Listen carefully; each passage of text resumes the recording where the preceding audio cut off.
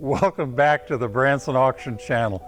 It's really good to be talking to you again, and I hope you've made it through the pandemic, the Chinese virus that's here that's driven us all crazy. And boy, we've all been through a lot, and we've been through enough. Here's the good news.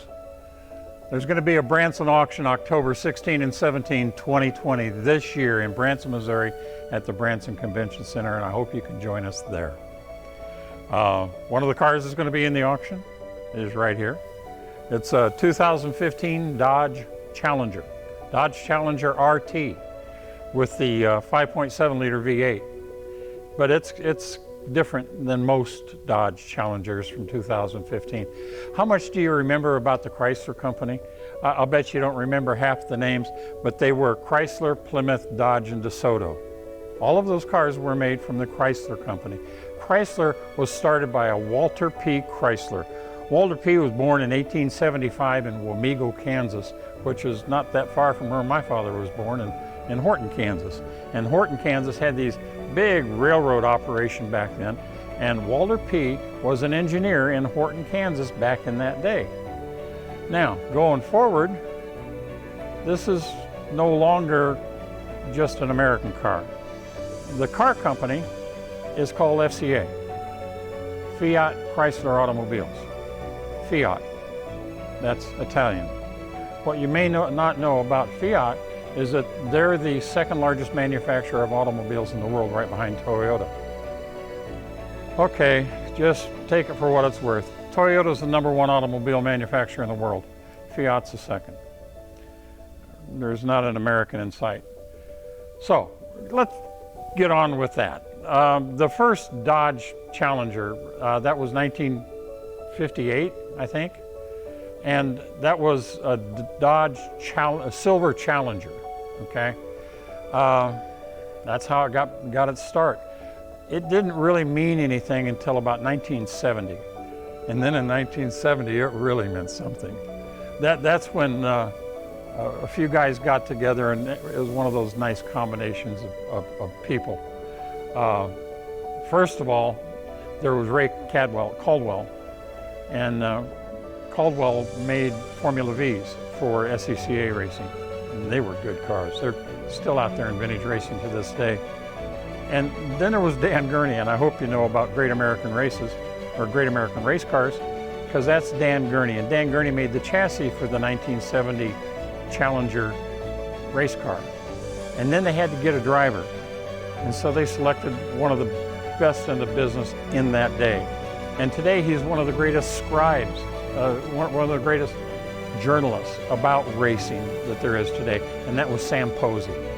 So the combination of Ray Caldwell, Dan Gurney, Sam Posey, Dodge Challenger 1970, and they came in, are you ready, third overall in the Trans Am in 1970. Ford and Mustang, that was first. Bet you don't remember that Mark Donohue and Roger Penske's AMC car came in second for the championship that year, and Dodge came in third. Chevy was fourth. How about that? Pontiac was fifth. Pontiac took their name from the race series, Trans Am. And that was just a great year. That was the Helicon days, if you will, of Dodge. Now, coming up to today, we're into the third generation, and it's a different story these days. This car is owned by an Italian company, but it's made in America. And this has a 5.7 liter V8, RT V8. It's one of the hottest cars out there on the road today. This Hemi is becoming, this isn't like the Hemi of old. This is a lightweight Hemi, and it really cooks. This is a modern Hemi, okay? What else about this car? Well, there's a company down in Florida that's one of the oldest conversion companies in the country. This company has been modifying cars like this since 1976. Now, they weren't the first. I think Richard Strayman's company in Orange County has that distinction. He's famous for doing Richard or Mike Sheehan's chop tops on Ferrari Daytonas. But to this day, I think the Drop Top Customs, Coach Builders Limited, they are one of the best for doing production versions of this car. What makes it different in this car? Here's what's different.